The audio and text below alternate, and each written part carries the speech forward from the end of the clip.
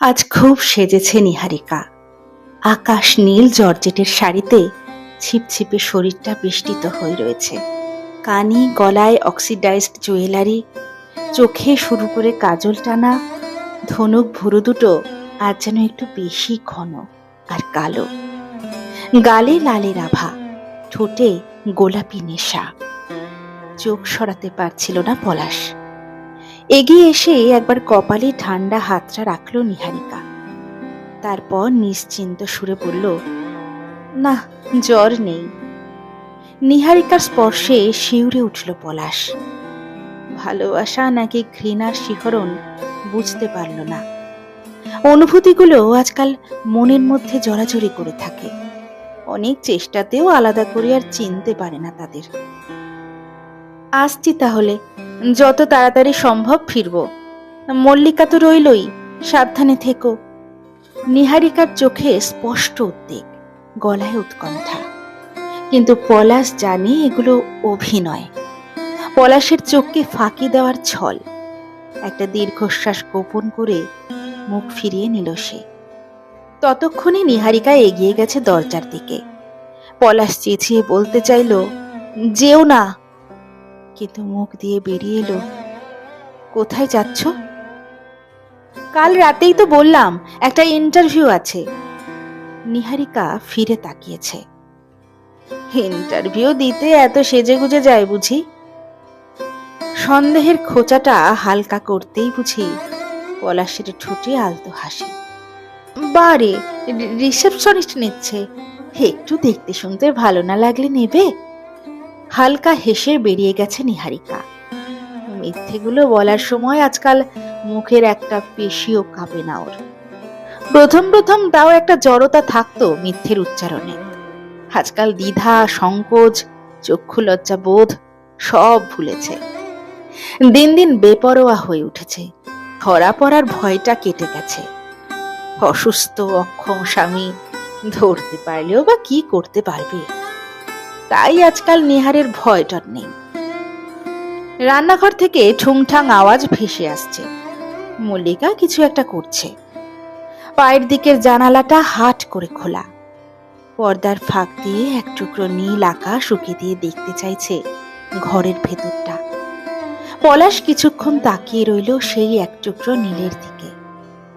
হাওয়া নেই বলে পর্দাটা একটুও নড়ছে না, নইলে দেখতে পেত জালনার বাইরে কাঠ চাপা গাছ ভরে আছে ফুলে। সুন্দর মিষ্টি একটা গন্ধ ভেসে বেড়াচ্ছে ঘরের মধ্যে। পলাশ হঠাৎ উঠে বসল। ধরপড় করে উঠেছে বলেই হয়তো মাথাটা ঢলে উঠেছে। ঝিমঝিম করছে শরীর। কিছুক্ষণ চোখ বন্ধ করে রেখে নড়বড়ে শরীরটাকে একটু থিতু করতে চাইল। তারপর হাঁপ ধরা গলায় ডাকলো, মল্লিকা, এই মল্লিকা। বছর 22-এর ছিপছিপে মেয়েটি দৌড়ে এলো। ওর ভেজা হাত থেকে এখনো জল গড়িয়ে পড়ছে। কি হয়েছে দাদা, বাথরুমে যাবেন? মল্লিকার সহজ সরল চোখ দুটোতে মমতা মাখানো। না, তুই একটু রুম ফ্রেশনারটা স্প্রে করে দে। কেন দাদা? মল্লিকার অবাক চোখের তারা কাঁপে তিরতির করে। গন্ধ পাচ্ছিস না? এত দুর্গন্ধ নাকে লাগছে না তোর? পলাশ হিস হিস করে ওঠে। আর কথা না বাড়িয়ে মল্লিকা রুম ফ্রেশনারটা স্প্রে করে দিতে থাকে ঘরের কোণে কোণে। ওর দু কাঁধের পেছন দিয়ে নেমে আসা হলুদ ওড়না কোমরের কাছে গিট দিয়ে বাঁধা। হলুদ নীল ফুলছাপা কামিজ পরা মল্লিকা গজগজ করতে থাকে। কি জানি, আমি তো ঘর পরিষ্কার করে মুছে দিয়ে গেলুম, কোনো দুর্গন্ধ তো পাচ্ছি না। দিব্যি সুন্দর গন্ধ করছে ফুলের। পলাশ শুয়ে পড়ে আবার। মল্লিকা দুর্গন্ধ পাবে কি করে? শরীর পড়ছে তো পলাশের, মল্লিকার নয়। শুধু কি শরীর? যেদিন থেকে শরীরে পচন ধরেছে সেদিন থেকেই চারপাশও পচে যাচ্ছে, পচে গিয়ে গন্ধ বেরোচ্ছে।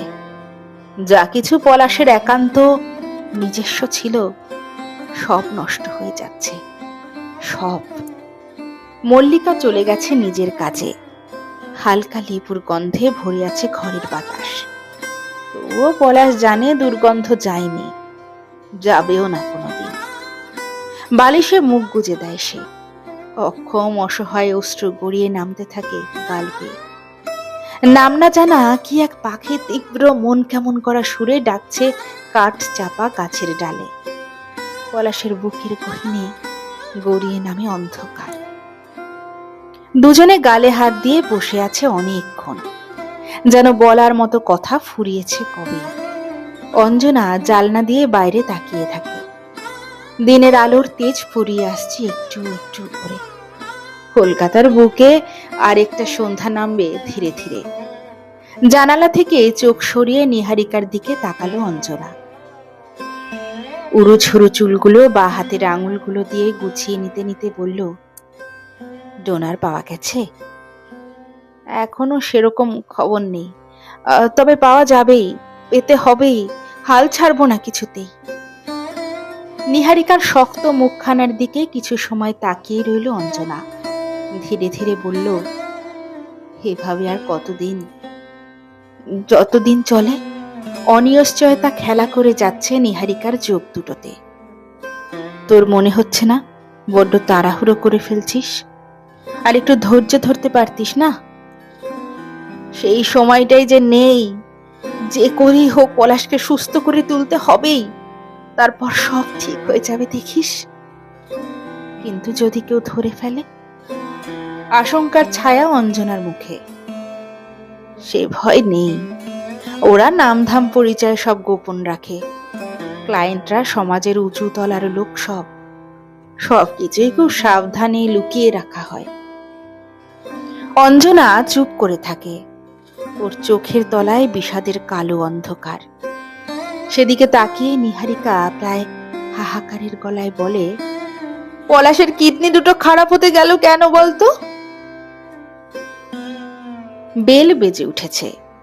মল্লিকা ছুটে গেল দরজা খুলতে। নিহারিকা ঢুকেছে ঘরে। পলাশ তাকিয়ে আছে টিভির দিকে। নিহারিকা ঝুঁকে পড়ে আলতো স্নেহের হাত বুলিয়ে দিল পলাশের গালে, কপালে। এলোমেলো চুলগুলো গুছিয়ে দিল যত্ন করে। শরীর ঠিক আছে তো তোমার? কোনো কষ্ট নেই তো? কুকুরের মতো না কুচু করে নিহারিকার গায়ের গন্ধ শুকে নিতে চাইল পলাশ। অন্য পুরুষের গায়ের গন্ধ, ব্যভিচারের গন্ধ নিহারিকার শরীর জুড়ে। গা গুলিয়ে উঠল ওর। মুখ অন্যদিকে ফিরিয়ে নিষ্প্রাণ কণ্ঠে জিজ্ঞেস করল, তোমার ইন্টারভিউ কেমন হলো? ওই একরকম, দেখা যাক কি হয়। যাও চেঞ্জ করে নাও, তোমার গা থেকে গন্ধ ছাড়ছে। পলাশের মুখ শক্ত, সরে গেছে নিহারিকা। চোয়াল শক্ত করে সেদিকে তাকিয়ে রইল পলাশ। আজকাল শরীরে জোর নেই, ফোলা দুর্বল দুটো পায়ে উঠে দাঁড়ানোর শক্তিই নেই। ডাক্তার বলেছেন সারা শরীরে জল জমেছে, ফুসফুসেও জমতে শুরু করেছে জল। প্রায় তীব্র কাশি হয়, শ্বাসকষ্ট হয়। কিন্তু সব কষ্টকে ছাপিয়ে যায় নিহারিকাকে নিজের চোখে খারাপ হয়ে যেতে দেখার কষ্ট। এই কষ্টের কোনো মলম নেই, ঔষধ নেই। আজকাল মৃত্যুকে ভয় পায় না পলাশ। সবজি আর চিকেন দিয়ে তৈরি করা পাতলা স্যুপ বাটিতে ভরে নিয়ে এসেছে নিহারিকা। পলাশের রাতের খাবার। পিঠের পেছনে বালিশ দিয়ে উঁচু করে পলাশকে বসিয়ে দিয়েছে। চামচে করে একটু একটু স্যুপ তুলে দিচ্ছে মুখে।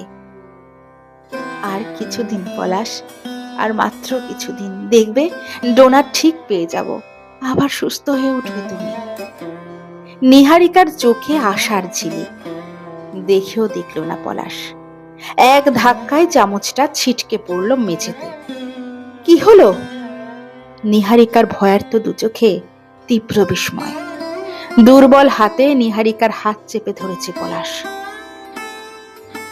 এইভাবে একটু একটু করে না মেরে একেবারে মেরে ফেলো আমায়। পলাশের দু চোখ জ্বলছে ধক ধক। হাত ছাড়িয়ে নিয়ে সভয়ে পিছিয়ে গেল নিহারিকা। কি বলছো? বুঝতে পারছো না? ডাক্তার, ওষুধ, সপ্তাহে 2 বার ডায়ালিসিস, মল্লিকা, এত কিছু আসে কোথা থেকে? তোমার জমানো টাকা থেকেই তো। বিড়বিড় করে নিহারিকা। জমানো টাকা কোথায়? আমি কিছু বুঝি না? যা বোঝাবে তাই বুঝবো। উন্মাদের মতো চেঁচায় পলাশ, হাঁপায় দম নিতে গিয়ে। ওর চোখ মুখ রক্তবর্ণ, ঘামছে দরদর। এ কি এরকম করছো কেন? প্লিজ চুপ করো, একটু চুপ করো। ভয়ার্ত নিহারিকা ছুটে এসে স্বামীর পিঠে বুকে হাত বোলাতে গেল। পরক্ষণেই পলাশের দুর্বল দুহাতের ধাক্কায় ছিটকে পড়ল মেঝেতে। আমি বাঁচতে চাই না, মেরে ফেলো আমায়, এখনই মেরে ফেলো। পলাশ হাঁপাতে থাকে। নিহারিকা পাথরের মতো বসে থাকে, শূন্য দু চোখ মেলে তাকিয়ে থাকে পলাশের দিকে। গভীর রাত, পলাশের চোখে ঘুম নেই। পাশের খাটে ক্লান্ত নিহারিকার গভীর শ্বাস প্রশ্বাসের আওয়াজ পাওয়া যাচ্ছে। সেদিকে তাকালো, অস্বাভাবিক জল জল করছে ওর দু চোখ। দুহাতে ভর দিয়ে বিছানায় উঠে বসল সে। ফোলা পা দুটো মেঝে স্পর্শ করলো সাবধানে। টলতে টলতে এগিয়ে গেল নিহারিকার বিছানার দিকে। কাছে দাঁড়িয়ে অপালক দৃষ্টিতে তাকিয়ে রইল প্রিয় মানুষটার দিকে। ধীরে ধীরে হাতে তুলে নিল বালিশ। অল্প কিছুক্ষণের ব্যাপার, তারপর সব যন্ত্রণার মুক্তি। বালিশটা আস্তে আস্তে নামিয়ে আনতে লাগলো পলাশ। চাপা দেওয়ার ঠিক আগের মুহূর্তে নিহারিকা ঘুমের মধ্যেই মুখ ফেরালো। চমকে উঠে পলাশের হাত থেকে বালিশ পড়ে গেছে। নিহারিকার বন্ধ চোখের পাতা বেয়ে গড়িয়ে নেমেছে অশ্রু। কি রুগ্ন আর অসহায় দেখাচ্ছে ওকে, তবু মুখে রেখায়, চিবুকের দৃঢ়তায় গভীর প্রত্যয়ের ছাপ। স্বামীকে মৃত্যুর মুখ থেকে ফিরিয়ে আনার অসম লড়াইয়ে সে নেমেছে। কি ক্ষতি যদি নিহারিকা জিতেই যায়? নরম দুহাতে নিহারিকার গাল বেয়ে নেমে আসা চোখের জল মুছিয়ে দিল পলাশ। নিহারিকার ঘুম ভেঙে গেছে, বড় বড় দু চোখে তাকিয়ে আছে। ওর পাশে শুয়ে পড়ল পলাশ। দুহাতে নিহারিকার মাথাটা চেপে ধরে রইল বুকের কাছে। ফিস ফিস করে বলল, তাড়াতাড়ি ডোনার জোগাড় করো, আমি বাঁচতে চাই নিহার, দেখবে সবকিছু ঠিক করে দেব। ফুপিয়ে উঠেছে নিহারিকা। বন্ধ ঘর জুড়ে ছড়িয়ে পড়েছে সেই কান্নার রেশ। পলাশ টের পেল দুর্গন্ধটা কেটে গেছে। এতদিনে যে দুর্গন্ধের বাস ছিল তার মস্তিষ্কের অন্ধকার প্রকোষ্ঠে। লম্বা শ্বাস ফেলল পলাশ। কোন রাত জাগা একলা মানুষের ফোনে রশিদ খানের গানটা বাজছিল। হৃদয় নিংড়ানো মন কেমন করা সুরে গেয়ে চলেছেন শিল্পী। आओगे जब तुम हो साजना, अंगना फूल खिलेंगे, बरसेगा सावन, बरसेगा सावन, झूम झूम के दो दिल से मिलेंगे, आओगे जब तुम हो साजना, अंगना फूल खिलेंगे।